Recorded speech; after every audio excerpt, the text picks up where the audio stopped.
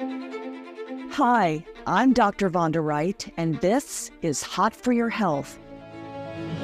Join us for conversations on the bleeding edge of science, health, and culture as we bring you tech innovators, thought leaders, and the movers and shakers who are transforming science fiction into your new health reality.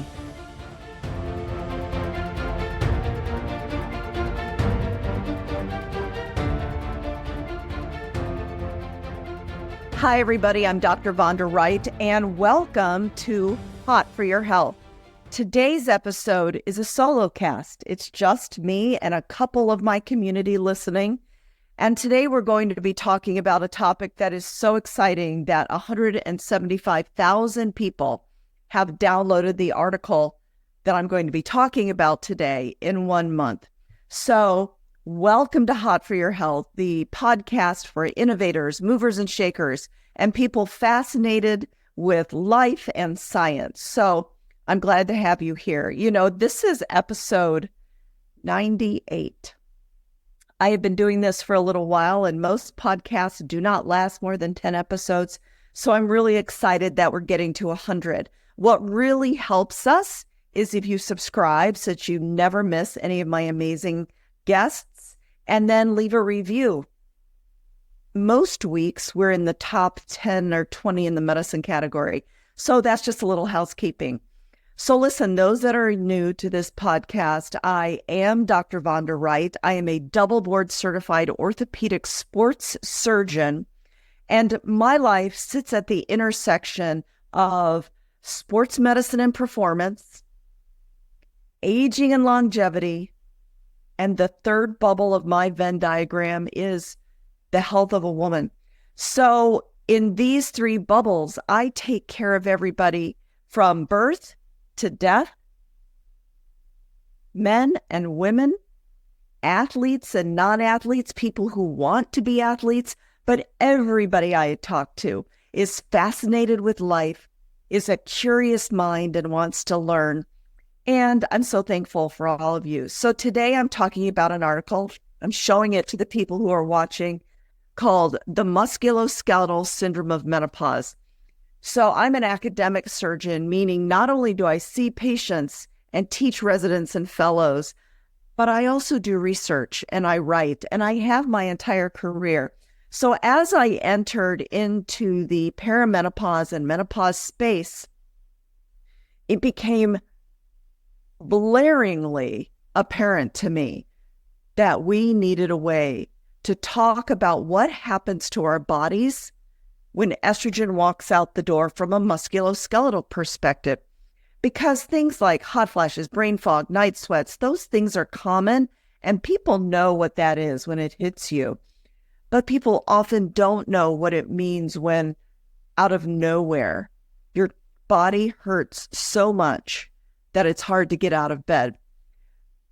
People are definitely plagued by frozen shoulder, which means that out of nowhere again, you didn't hit your shoulder on the door, you didn't fall down, your shoulder hurts excruciatingly. You can't sleep at night, and frankly, it doesn't move. One of the cute things I like to say is, listen, you can't unhook your bra. You failed the unhook your bra test. Those things, along with multiple other things, including loss of lean muscle mass, which is called sarcopenia, loss of bone density, osteoporosis, rapid increase in the incidence of arthritis, the failing of our stem cells, not to mention the 30 pounds we gain as adipose tissue shifts and moves from our hips to our visceral fat, and we become insulin sensitive. All those things, the 5 or 6 things I just said, and I'll go over them again, I put into a nomenclature called the Musculoskeletal Syndrome of Menopause. The reason I did that was for several reasons. Number one, we had to have a way to talk about it. You know, lots of women would walk into my clinic on Mondays and Thursdays, and they start to tell me about their shoulders, which wouldn't move. And without very long, they would say to me, Dr. Wright, I feel like I'm falling apart. And some days I think I'm going crazy. And for me, that was happening so often and so often. I started digging deep into, estrogen has got to be the common reason. And so I did a huge lit search and started putting the pieces together. And I realized that if a woman goes into a doctor's office, especially an orthopedic surgeon's office or their primary care or their OB-GYN, and they say, my total body hurts, my shoulder doesn't move, I'm getting weaker, I fractured my leg, all these things, 5 or 6 things, sometimes that's overwhelming, and they would not be heard. But we decided if we put it all together into a nomenclature that made sense, it would equip the women, it would equip the doctor. And so what I'm going to do today is go over each one of these parts of the musculoskeletal syndrome of menopause and give you language to talk to your doctor about. If you are a physician, I encourage you to not only, or if you're anyone, I encourage you to go download this paper. I made it open access, meaning we paid the journal so that everybody could download it. And go Google musculoskeletal syndrome of menopause. It's the first thing that comes up besides the AI description of what it is. I encourage you to do that. Print it, read it, share it. 175,000 of you already had. So I'm thankful for those of you who are joining me tonight on this live podcast recording of Hot for Your Health as we discuss the musculoskeletal syndrome of menopause. But first, I want to acknowledge my team. Great research is done in teams of people. So although I am the primary senior author, I could not have done this without my co-attending author, Dr. Jocelyn Wittstein, who is an attending at Duke, also interested in the topics of musculoskeletal syndrome of menopause, and 2 students. The first student is a rock star medical student, Dr. or soon-to-be Dr. Jonathan Schwartzman, who really did the yeoman's work putting this paper together. And then my college student, now a medical student, soon to be Dr. Raphael Inoche, Itinoche. You should go look him up because he will be publishing a lot soon. That is my team. I am so thankful for all the hard work you always do to produce research with me. So, okay. The musculoskeletal syndrome of menopause.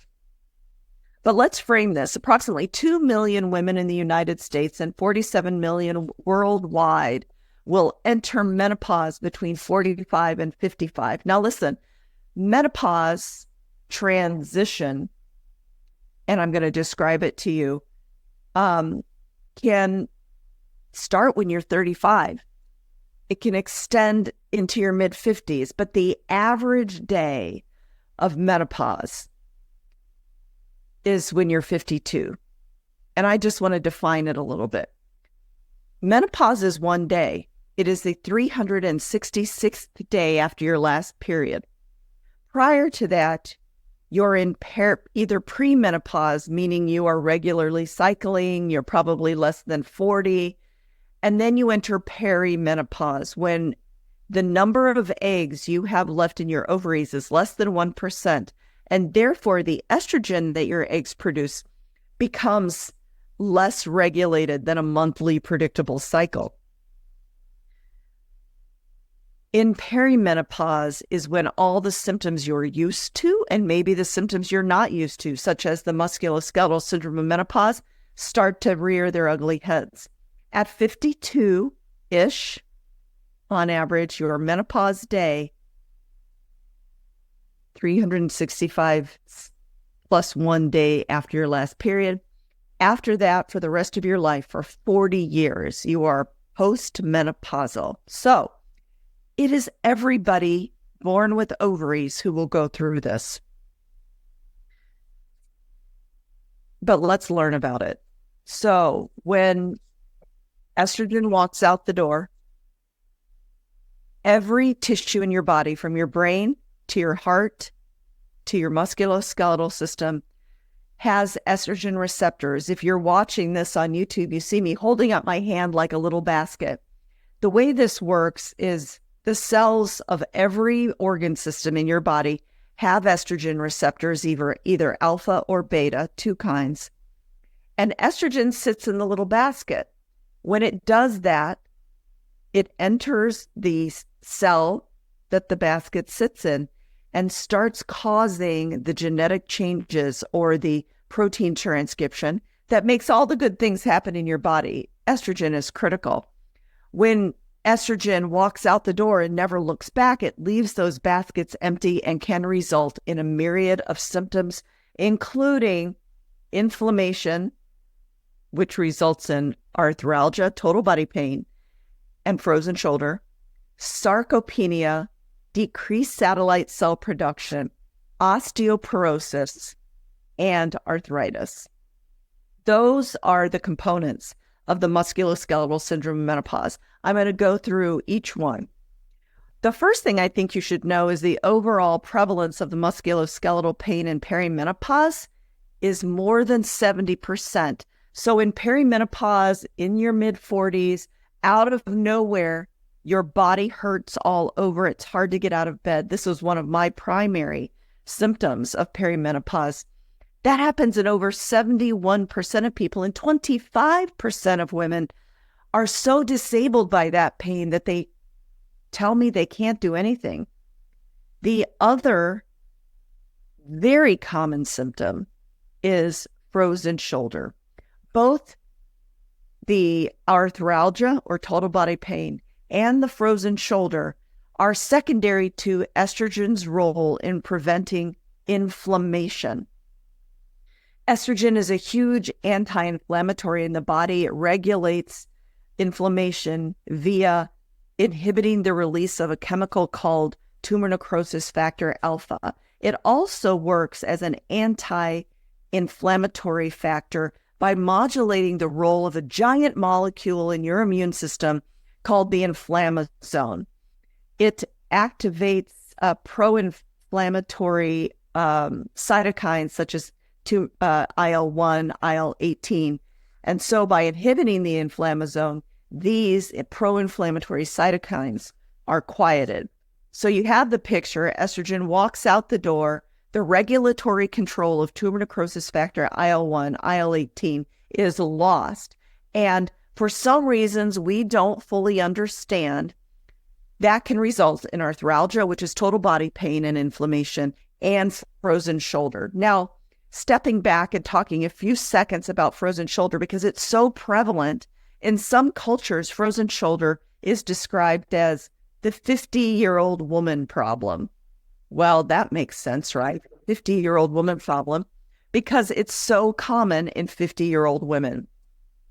So before we move on from frozen shoulder, what can you do about frozen shoulder specifically and arthralgia non-specifically? Well, I'm going to say this many times in this podcast.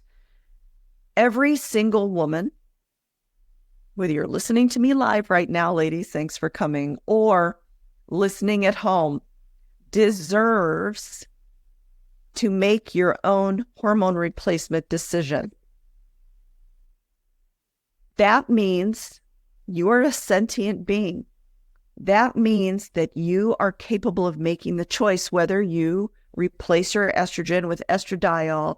If you have a uterus, you must take micronized progesterone, plus or minus testosterone. You have the ability to make those choices, but we must do it based on facts, not fear. Just because your Aunt Minnie and somebody you met in the grocery store had problems with it does not mean you will. You are an individual. So that's number one. The way we treat inflammation of the musculoskeletal syndrome of menopause is by making our hormone replacement decision. And if you choose, based on your own risk factors, to replace your estradiol, many of my patients and myself got relief sometimes within a week, often within a month. But what are the other things you can do for inflammation in perimenopause? Well, number one, you're going to hate this. All my patients hate this. We must focus on an anti-inflammatory diet. What does that mean? Green leafy vegetables and protein. We are going to eliminate added sugar. Now, notice I didn't say carbs. I didn't say we're eliminating carbs, but what we're doing with our carbs is focusing on fiber, 30 grams a day, and not eating added sugar or simple carbs, high glycemic index carbs. Now, I talk about this on Instagram all the time, so I'm not going to go deep into it today, but to not eat added sugar and therefore inflame your body, do you know what you have to do? You have to read labels, because if you turn all the boxes of processed food around in your cupboard, you're going to see under carbohydrates added sugars. We have to pivot our diet. Or not. If you don't care about being in pain, don't change. But if you do care about being in pain, do care about being inflamed, that is a step. So number one, make your anti-inflammatory diet changes. Number two, make your hormone replacement decision based on science, not fear. The second component of the musculoskeletal syndrome of menopause, besides inflammation, is sarcopenia. Sarcopenia means the loss of lean muscle mass. Now, this is one of the pillars of aging. It's estimated that women can lose 10 to 20% of their lean muscle mass in the perimenopause years. But we do not have to. What we know from multiple studies is that by taking hormone replacement and lifting weights, as I talk about all the time, we can not only maintain our muscle, but build it. But what is the role of estrogen in building muscle?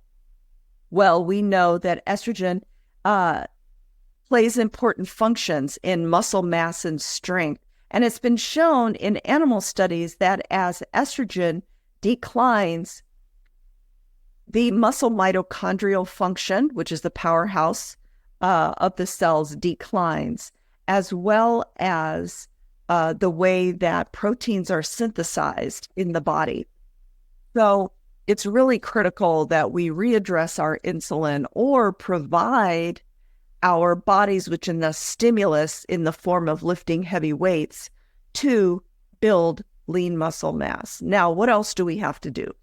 We already talked about an anti-inflammatory diet, but the other component of diet that we have to be aware of is our protein intake. Now, most women in this country do not get enough protein. They probably get 60 grams, 90 grams, because we have been taught that we have to be teeny tiny and starve ourselves to death. But listen, people, that is not the way to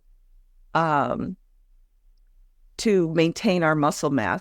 Recent studies have shown that just by eating high protein alone, you can build muscle. By overeating a diet with protein, you can build muscle. I don't suggest that as the primary way, but Bill Campbell just released a review of that study on Instagram yesterday, actually. So estrogen plays a critical role in maintaining lean muscle mass, but you must feed your muscles with 1 gram of protein per ideal pound a day to do so. While you are focusing on an anti-inflammatory diet with no added sugar and carbs in the form of complex fiber. Okay, so we've talked about inflammation. We've talked about sarcopenia. Now we're going to talk about stem cell proliferation. There are cells, which we used to work on in my lab, and we called them at the time muscle-derived stem cells. What they're called now is satellite cells that are critically important to the muscle to promote muscle regeneration. It has been determined that the binding of estradiol to the estrogen alpha receptors is critical for the health and maintenance of these muscle stem cells called satellite cells. In animal studies, it has been found that when animals no longer have estrogen circulating, that they will lose 30 to 60% of their satellite cell population, and therefore the muscle health that goes along with it. So how do we regenerate satellite stem cells. We lift heavy weights. We do zone 2 base training and sprint intervals, which I talk about all the time on Instagram. If you do not follow me on Instagram and want more details, you should go follow me at Dr. Dr. Vonda Wright. I talk about these things every day.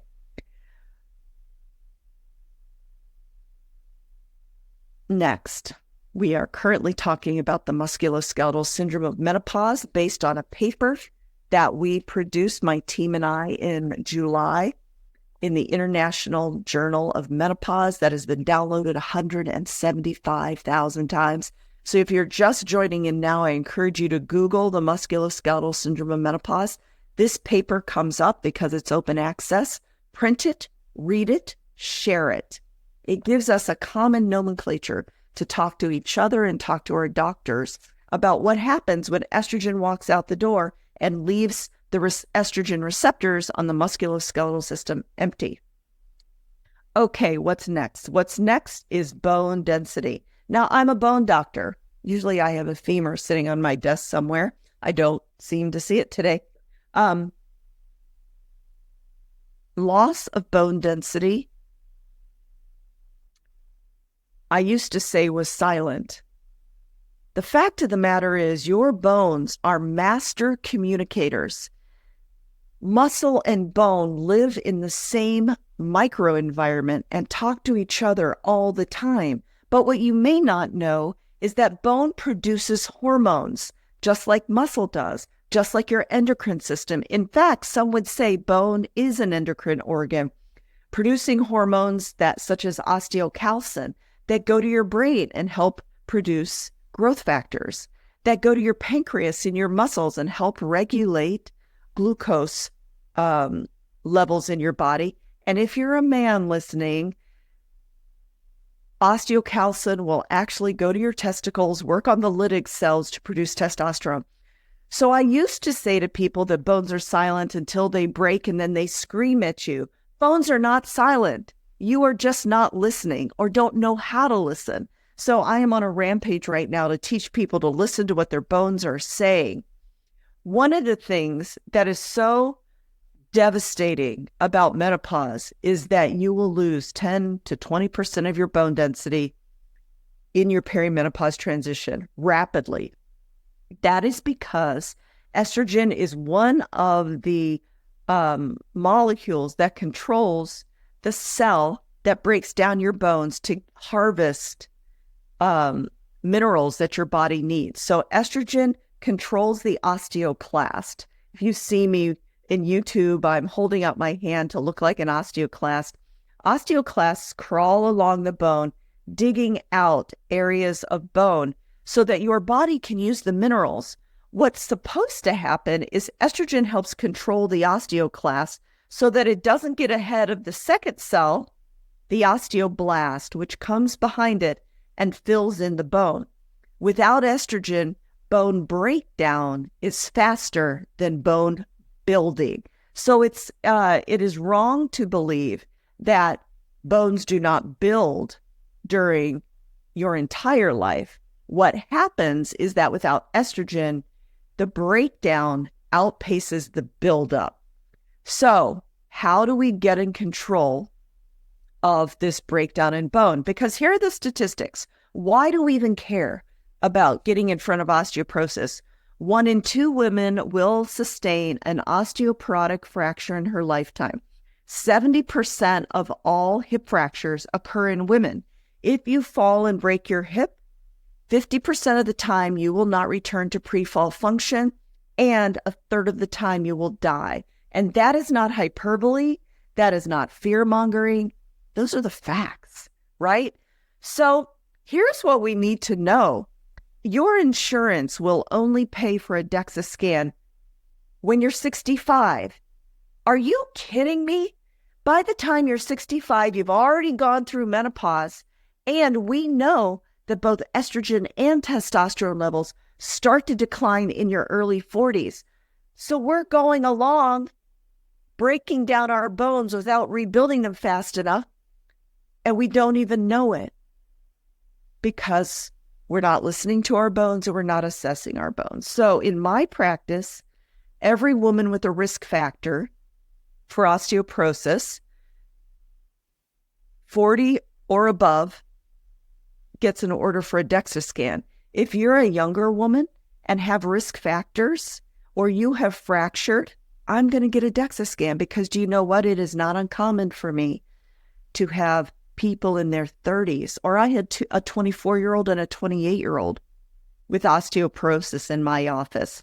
So it's important to get in front of it. So everyone listening, no matter where you are, bones are not silent. They are master communicators.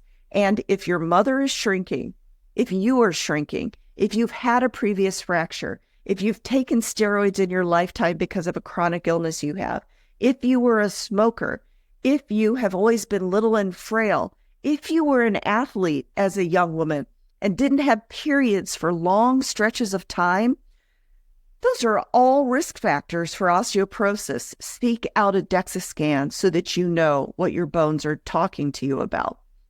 What if you already have osteoporosis or osteopenia? What can you do? High protein diet, vitamin D, magnesium, impact exercise, jumping 10 minutes a week, 20 impacts a day. The biomechanical signal will be turned into biochemical signal to lay down more bone. Lift heavy weights. You have got to lift weights. There's a study called the Lift More study that showed that even women with osteopenia and osteoporosis could carefully lift heavy weights. Because the thing is, usually it takes a fall to break a bone. There are instances where women become so frail, T-scores -4, -5, that they're just standing in their kitchen and their bones will break and they will fall. So they're breaking and then falling. But most of the time, we are falling and then breaking. So another thing to do for our health and safety and our bones are to do agility drills, like jump roping or jumping up and down over a little, what are they called? A little hurdle. In fact, on my Instagram, I often post agility and footwork so that we don't fall down. Okay, I'm going to reel it back. We are talking about the musculoskeletal syndrome of menopause. We have talked about inflammation and what to do about it, satellite cell depletion and what to do about it, loss of muscle mass, loss of bone density. Finally, we are going to talk about cartilage damage and osteoarthritis. You may not know this, but prior to age 50, men have more osteoarthritis than women. After age 50, women rapidly progress their arthritis. They're like, I don't know what happened. I was fine a couple of years ago. Well, here's what happened. It has been known for 30 years that arthritis of menopause exists. In fact, an author named Richett has written a marvelous review of this, and yet doctors don't talk about it. We don't prevent it. We don't know what to do about it. Listen, here's what we do about it. We get in control of our health and fitness in our 40s or in our 30s. If we have been once upon a time athletes working out, if we have never worked out, or we're adult onset athletes, meaning we're just starting to take care of ourselves now, that is all valid and that is all fine. We must do it because strong muscles will protect your cartilage. A body mass index that has more muscle than fat will protect your cartilage. Cartilage is so sensitive to weight.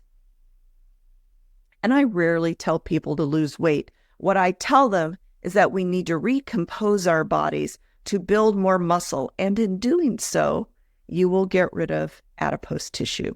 So if we want to protect our cartilage, we do all the things I just said. So what if you already have arthritis? What do you do about it? Well, I am a whole person doctor. And so if you have arthritis coming to my office, this is how the conversation is going to go. Have you considered your hormone replacement therapy decision? Are we building muscle mass to act as a shock absorber for our joints? Are we cutting out simple sugar so that we are not highly inflamed? All the things you've heard before. Because the roadmap to mastering midlife and feeling like yourself again is a lifestyle. It is not one decision. It is not just making your hormone decision. It is not just going to the gym and lifting weights. It is all the things that we've talked about today. I know if you're just starting out, it can seem overwhelming, but if we layer it on one layer at a time, make your hormone decision. When you're done with that, commit to walking every day. When you've got that under your belt, find a trainer to teach you to lift heavy, or get one of my books, Fitness After 40 or Guide to Thrive or Younger in 8 Weeks, all written by me. Next year, I'm releasing a book that is the pinnacle called Unbreakable. Put that on your calendar to get. They all will teach you how to layer on these lifestyles, because here's what I know. I view perimenopause and menopause as a call to action. I see many times women are feeling so terrible that they feel like victims. Well, we can feel like that. I don't want to unvalidate your feelings. If that's the way you're experiencing this right now, I get it. I felt like shit when I was 47. But if we stay in that position, life will never get better. If we pivot to action and say, okay, I've done hard things in my past.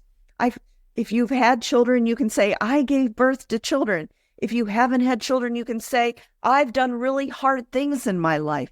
This is just another opportunity to pivot your mindset from being a victim to taking action. Because the fact of the matter is, if you have menopause at 52, you have 40 years of life left.